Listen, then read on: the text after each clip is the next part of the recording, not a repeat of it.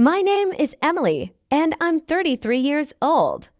I live in Seattle in a small but cozy apartment filled with plants and books, a peaceful refuge in a city that never quite feels quiet.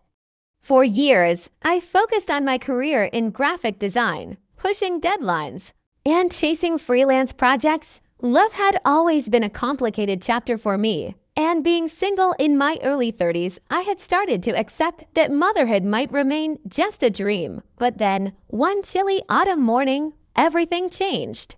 I woke up feeling dizzy and nauseous, classic signs I hadn't dared to hope for. I took a pregnancy test, and the two pink lines appeared almost immediately. My heart jumped out of my chest. I was pregnant. The news felt surreal, like something out of a movie. I wasn't sure how to feel: excitement, fear, joy, anxiety, all tangled into one overwhelming wave. But beneath it all, I knew this was what I wanted, what I had waited for, even if I hadn't admitted it to myself. I decided I wanted to share this news with my family in a way that felt special.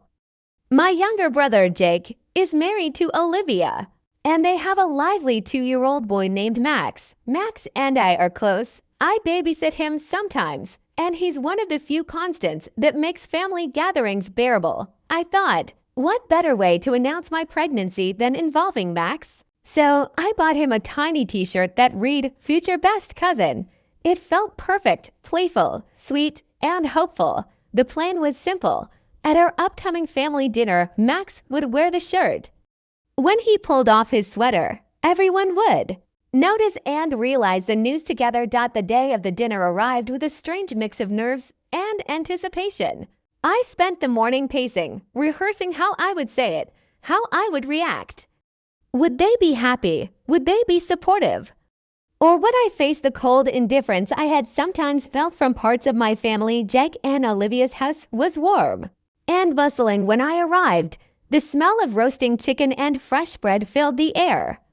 Max ran to me with his usual bright smile, oblivious to the secret he was about to help me share. As the adults settled around the table, I took Max aside and showed him the shirt. His eyes lit up, and he eagerly put on the sweater over it, ready for the big moment. Dinner began with laughter and chatter, the usual stories and teasing flying back and forth. I was trying to stay calm, but my heart was pounding. Then, at just the right moment, Max slid off his sweater, revealing the words on his shirt. A hush fell over the room. Eyes widened, smiles spread. But then, to my disbelief, Olivia suddenly stood up, rubbing her flat stomach and laughing softly. "Looks like someone else has news too," she said with a mischievous grin. My family's gaze shifted to her. "Oh, Olivia," my mother exclaimed, beaming. "We thought it was you." I tried to speak up, to say that this was my announcement, but my voice caught in my throat. Everyone was looking at Olivia, congratulating her, showering her with questions and smiles. I felt a sharp sting in my chest, like I'd been pushed aside in my own moment. Olivia caught my eye and gave a small, knowing smile she didn't correct them. She let the misconception continue. My mother, sensing the tension, snapped at me quietly, "Don't be rude. Just congratulate them." I sat back, swallowing the lump in my throat. The room buzzed with excitement, but I felt frozen, invisible, and utterly alone. That night, I cried quietly in my apartment. My joy had been stolen before it even began. The next morning, I woke up feeling like I'd been hit by a truck, physically drained and emotionally drained. I replayed the scene from last night over and over in my mind. How had my moment been hijacked so completely? How could Olivia just sit there and let them believe she was the one pregnant?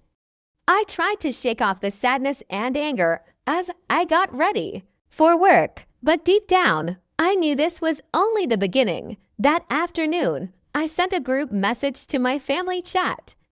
I wrote carefully, "Hey everyone, I just want to clarify, the pregnancy is mine, not Olivia's. I'm really excited and hope you all can support me." Seconds ticked by, then a flurry of replies came in. Most ignored my message altogether, continuing to chat about Olivia's pregnancy glow and baby plans.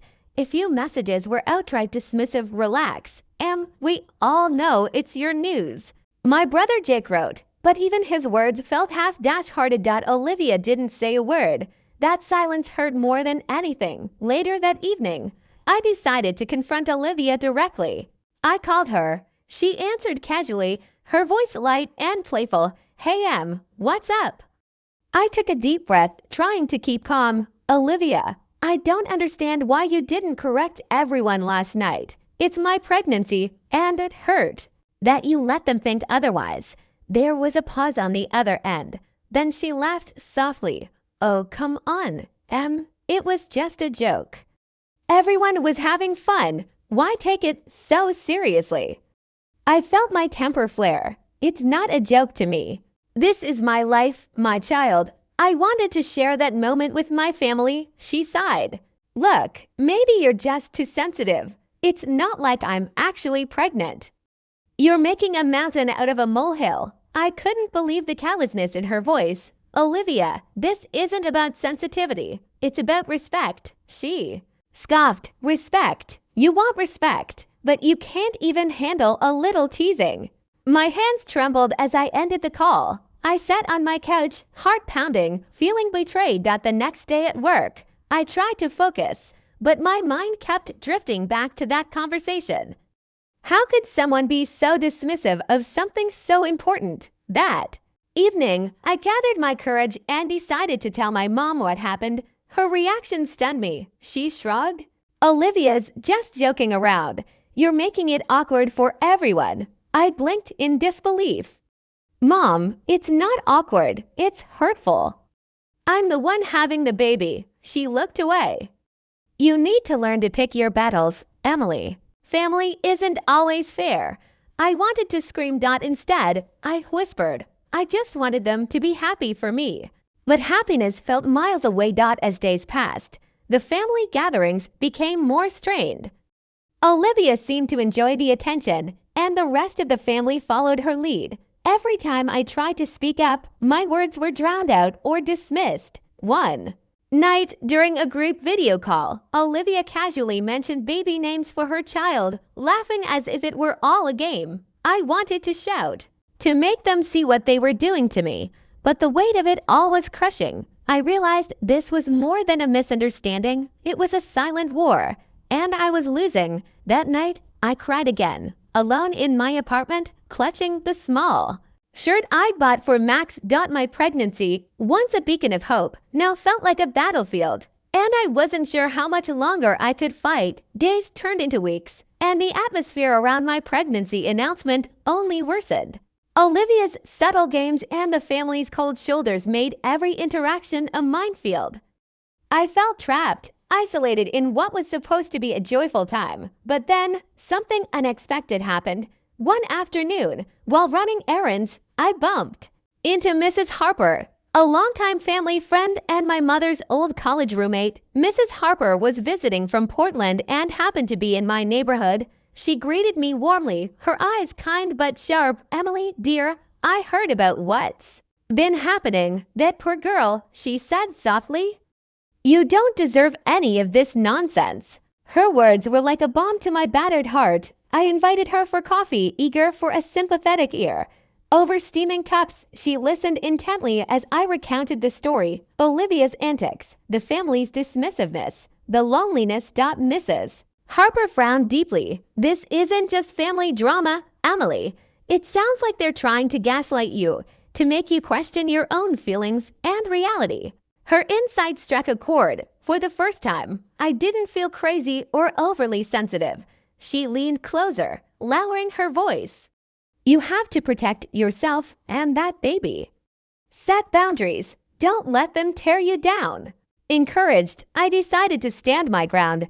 But Olivia wasn't done. A few days later, I overheard a whispered conversation between her and my brother Jake. She was suggesting they organize a family intervention to convince me to stop being so difficult and accept the family's wishes, code for silencing me. I felt my stomach churn. Their plan was to isolate me further. I knew I had to act. That night, I called Jake directly. Jake, I know what you and Olivia are planning.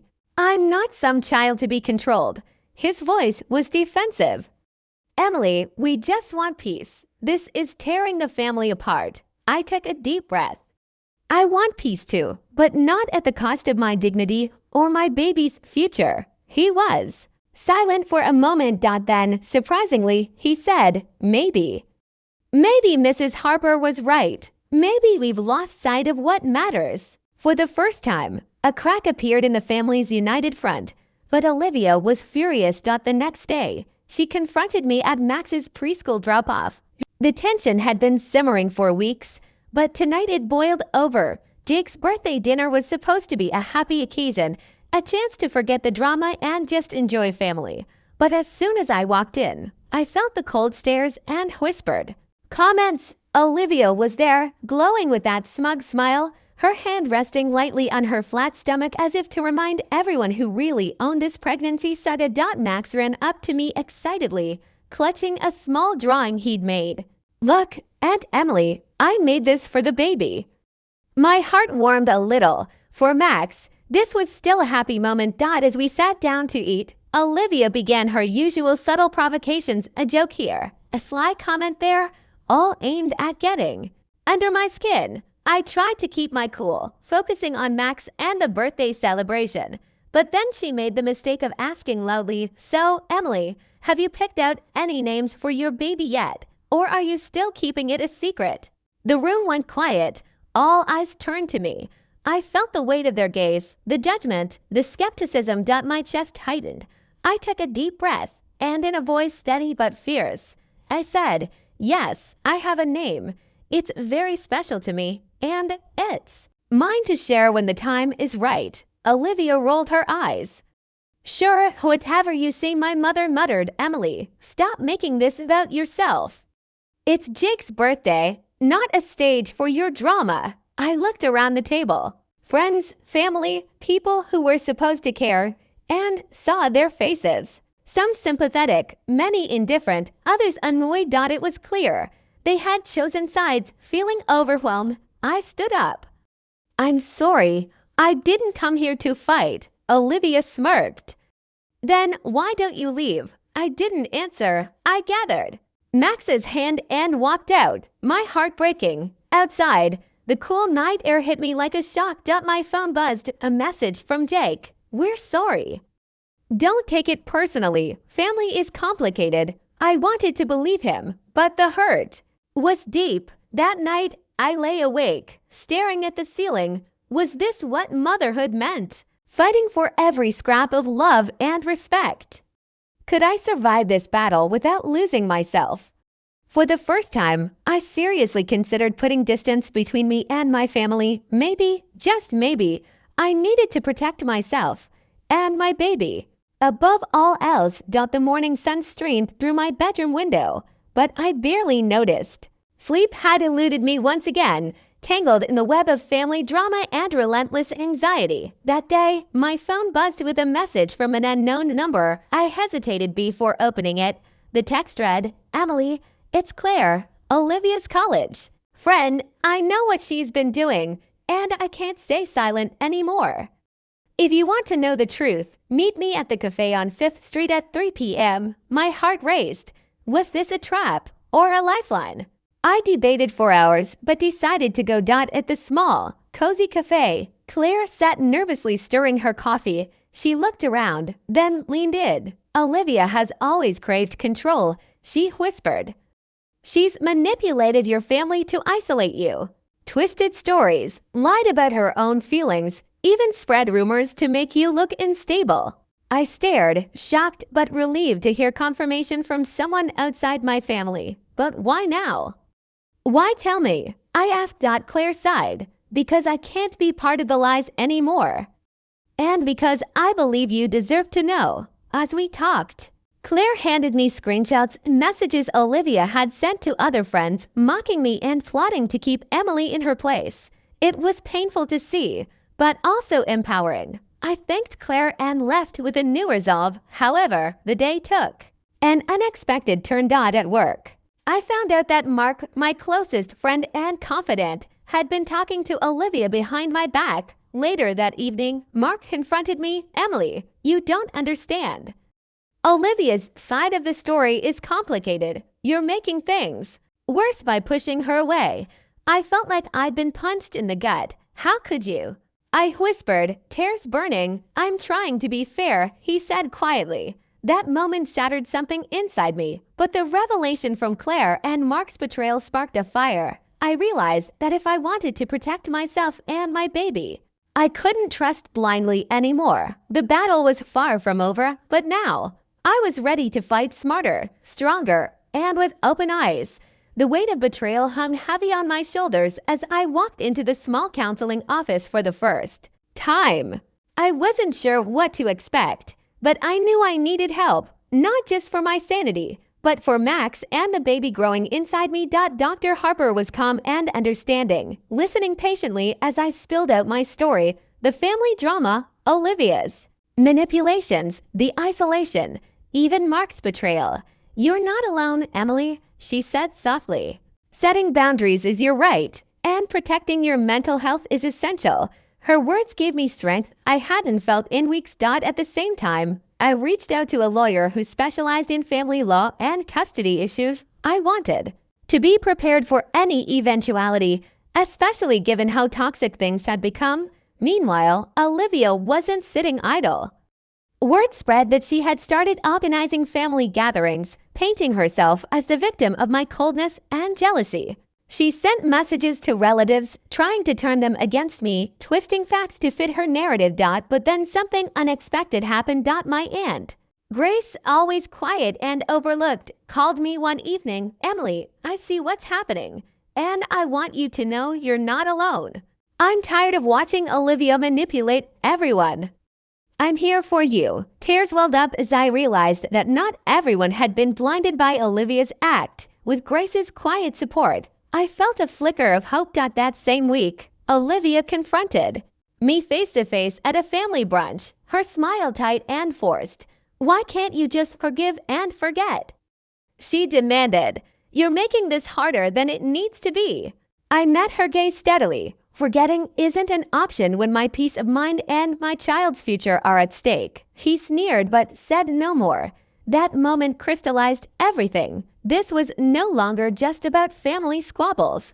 It was a war for respect, for truth, and for the right to protect what mattered most. And I was ready to fight. The morning news was supposed to be a distraction from the chaos consuming my life, but instead, it became another battleground. Scrolling through my social media, I froze. There it was, a viral post with a twisted story about me, painted as the jealous, unstable woman ruining her family's happiness. Screenshots of private conversations had been leaked, distorted to fit a narrative that wasn't mine. Olivia had taken her game online. The comments were brutal, strangers judging me, calling me names, and questioning my character. My phone wouldn't stop buzzing with messages from acquaintances and even distant relatives. My chest tightened, panic threatening to overwhelm me. But then, out of nowhere, a message popped up from a woman named Rachel, a local investigative journalist I'd met briefly at a community event months ago. Emily, I've been following what's happened.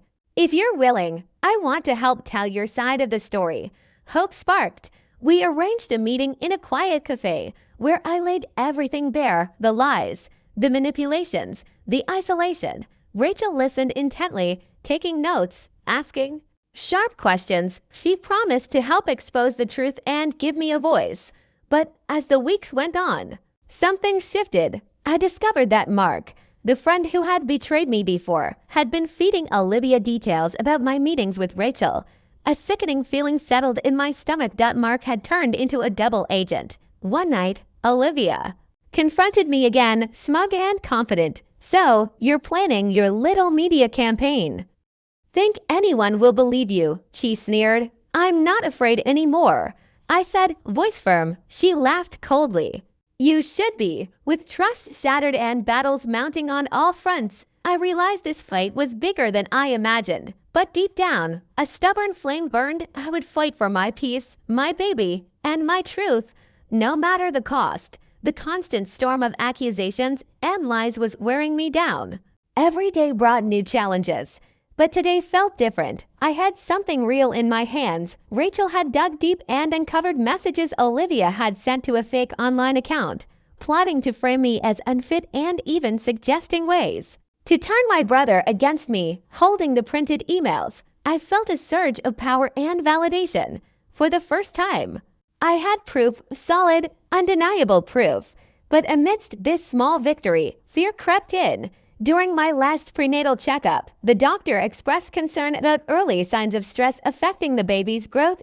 My heart sank. Was this fight hurting the one I was trying to protect the most? That night, I sat alone, cradling my belly, overwhelmed with emotion.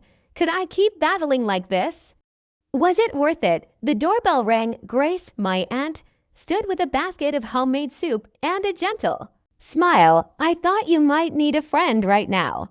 Tears streamed down my face as I realized I wasn't as alone as I felt. The next day, I called my brother. With trembling hands, I shared the evidence Rachel had found. For the first time, his voice wavered. Emily, I had no idea. I want to believe you. Let's fix this together. Hope flickered. This might be the moment everything changed. But the road ahead was still uncertain, and I was ready to face it step by step. After sharing the shocking evidence with my brother, I hoped we could rebuild trust. At first, his calls were tentative, filled with questions and apologies. We met for coffee, trying to navigate the messy emotions and fractured family ties. But despite his openness, I could see the doubt lingering in his eyes. Emily, I want to believe you, but it's hard to go against Olivia, he confessed. I nodded, understanding the pressure he faced. Outside the fragile conversations and attempts at reconciliation, my own fears grew louder. Late at night, I found myself staring at the ceiling, overwhelmed by the weight of motherhood and isolation. Was I strong enough to raise a child surrounded by so much pain? Just when I felt completely alone, an unexpected message popped up from Alex, my ex-boyfriend. I heard what's happening. If you need anything, I'm here. His words stirred a complex mix of feelings, gratitude, confusion, and caution. I debated whether to accept his offer. Could I trust him again?